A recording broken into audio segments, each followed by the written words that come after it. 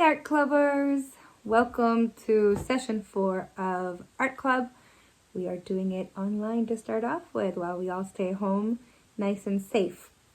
So I wanted to send out a video first to kind of introduce what we're going to do this session since it's a brand new one. Also, there's a couple of new students joining us, so I wanted to kind of say hi to them and let them know what we're doing and also go over the stuff that I sent home with you. All right, so all of you got your portfolio, except for, of course, Brooklyn, which I'm going to send to you today or tomorrow, so you should be able to get it. All right, but most of you know, except for my couple new kiddos, your portfolio is where you would keep your work once it is done, and that way it stays nice and safe, and you can carry it around, all right? If it's paint, you want to wait until it's dry in order to put it in here. Otherwise, you can put it in here, all right? Another thing that we do in class, whenever you are done with your projects, you can decorate it however you want. You can use markers or colored pencils, crayons. Sometimes I let you guys use my special Sharpies, and you can decorate it however you want, front and back, all right? That's always a favorite activity for everybody in Art Club. All right, the other thing that you got inside your portfolio, some of you guys that were in the last few sessions got your work that you've done before too. And you also got a little kit like this with a letter from me, okay? And in that kit you have the letter. And everybody should have gotten 3 bookmarks, okay?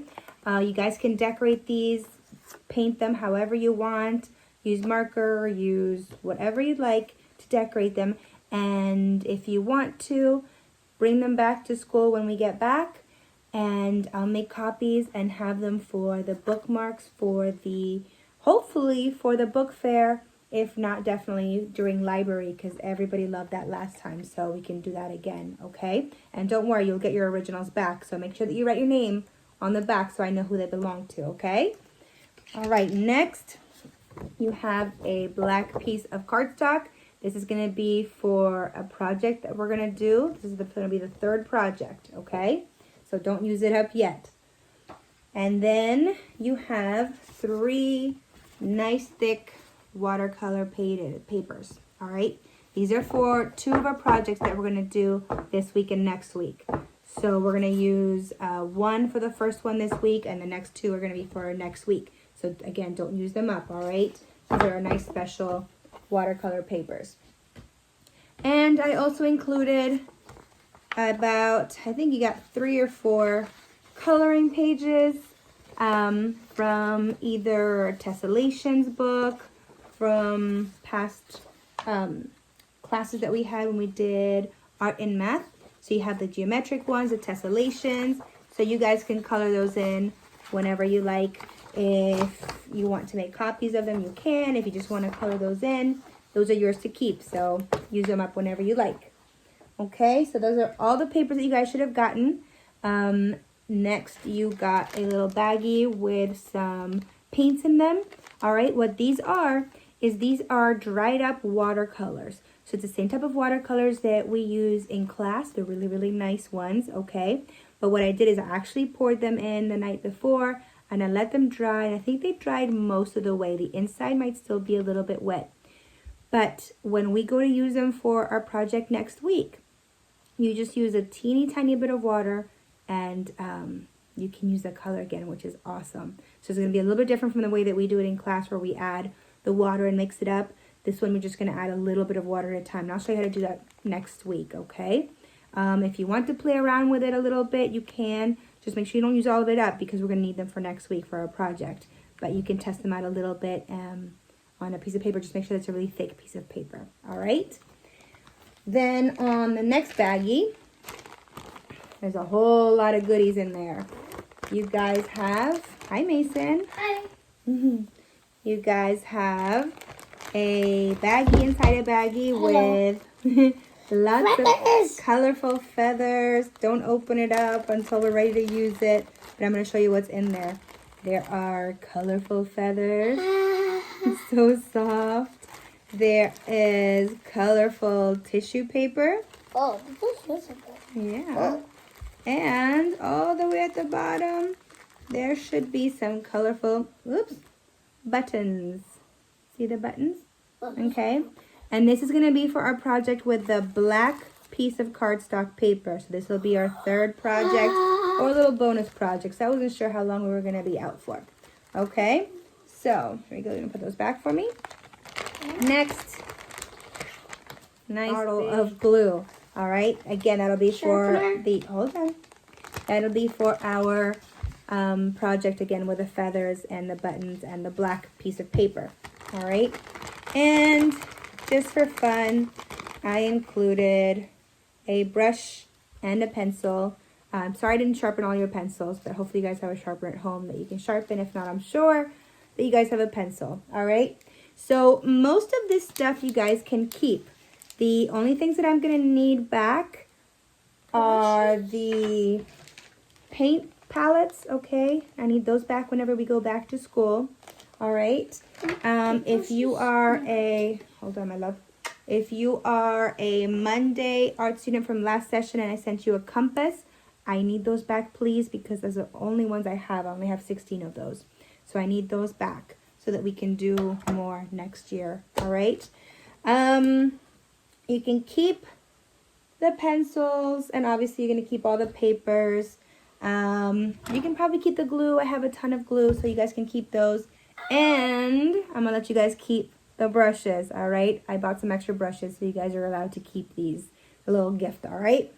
Okie dokie. So that's everything that you have included, okay, in your portfolio that I sent home with you. So it'll be everything that we need for at least 3 projects, all right, depending on how long we are out of school and if we can resume or not. And we'll kind of play by ear. If we need to do more stuff, I can put together more packets and send you guys some more things home, all right? We'll go like that. Okay, so this session is going to be the real Ninja Turtles, all right? Now, if you guys have never seen the Teenage Mutant Ninja Turtles, or TMNT, they've been around for a super long time. I used to watch them with my little brother when we were younger, and then I know that they came out again, and they've had movies, and anyway, it's a cartoon and some movies and things like that. They're action heroes. All 4 are named after really famous artists from the Renaissance, and I'm going to explain that later on, what the Renaissance is. It's a really, really popular time, a long time ago, that happened in Europe, okay? So, the 4 names of the Ninja Turtles are Leonardo. All right, Leonardo. And I remember that they call him nowadays, I think they just call him Leo. Before it used to just be Leonardo, but now I think it's Leo. All right, and this is after, yes, Leonardo da Vinci. Okay? Yes, Gracie, Leonardo da Vinci, the one who drew the Mona Lisa. You finally get to learn about him, okay? All right. Then we have Raphael. Okay. What's Raphael named after? Another artist, Raphael. His full name, most of these artists just went by their first names, which is funny because it's actually a little bit different than most artists who go by their last names. But these guys usually just went by their first names. But Raphael's full name was Raphael Sanzio da Urbino. They're all Italian, and they have really long names, which is probably why they just went by their first name. Okay? The next one is Michelangelo. Okay. And Raphael, I think, what does he go by nowadays, Mason? Rafi, I don't know. Raphael. Michelangelo goes by Mikey nowadays, all right? But the artist, Michelangelo, had also a really long name. Michelangelo di Lodovico Buonarroti Simoni. So we go by Michelangelo. All right. And the very, very last one is Donatello, which I never remember if it has 2 N's or 2 T's. And I want to make sure I spell it right. Okay, it's 1 N and 2 T's. All right, Donatello. And Donatello's full name, the artist, Donato di Niccolo di Bettobardi.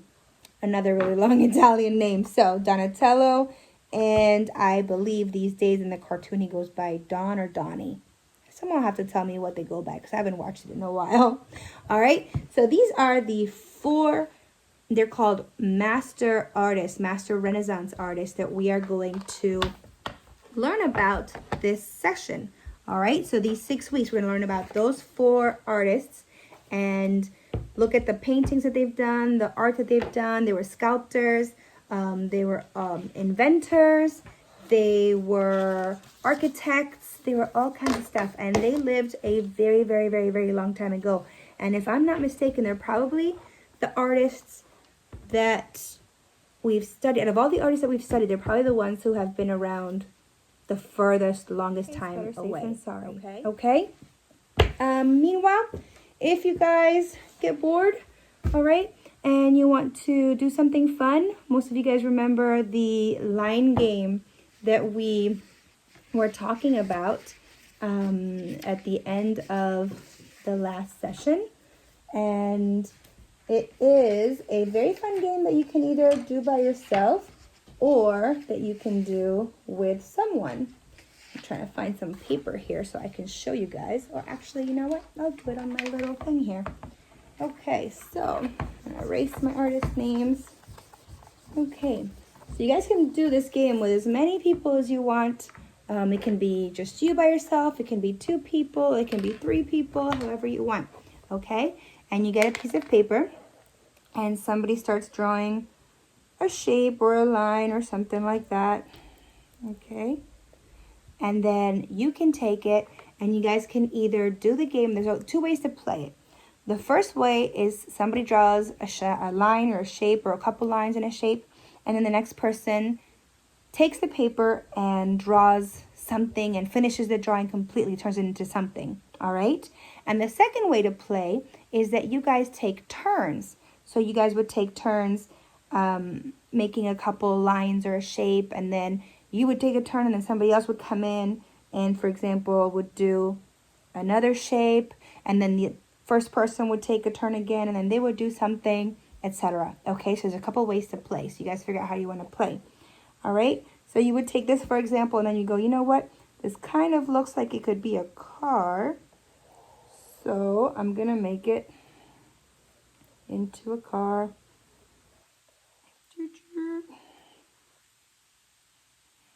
Just like that. Vroom, vroom. A very nice car, but upside down and backwards. There you go. But you get the idea of how you can play. All right. If you're by yourself, you can kind of start with any kind of shape and you just doodle something. You can also start with a letter or a number. So for example, you can start with a letter 8. Okay.